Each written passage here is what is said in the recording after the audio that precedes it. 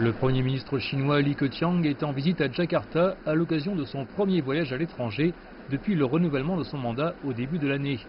Selon les analystes, Beijing met davantage l'accent sur ses liens avec cet important pays d'Asie du Sud-Est. En 2013, le président chinois Xi Jinping a proposé le projet de route maritime de la soie du XXIe siècle à Jakarta, en vue de dynamiser les liens bilatéraux dans le domaine maritime. Ce projet s'inscrit dans celui plus important de l'initiative Ceinture et Route. Le plan proposé par le gouvernement chinois correspond à la vision du président indonésien Joko Widodo de transformer son pays en puissance maritime.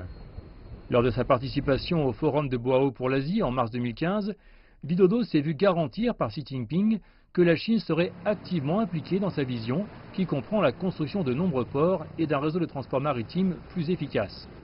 Les deux dirigeants se sont à nouveau rencontrés un mois plus tard à l'occasion du 60e anniversaire de la conférence de Bandung, s'engageant dans un communiqué conjoint à resserrer leurs liens.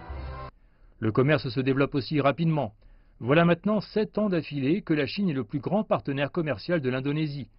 En 2017, le commerce bilatéral s'est élevé à 63 milliards de dollars, soit une augmentation de 18% sur un an. La ligne de train à grande vitesse entre Jakarta et Bandung est un autre projet phare en cours. Les constructeurs chinois et indonésiens travaillent ensemble pour relier les deux grandes villes. Le train est conçu pour rouler à 350 km/h, ce qui permettra d'effectuer l'aller simple en seulement 40 minutes. L'Indonésie a plus à offrir.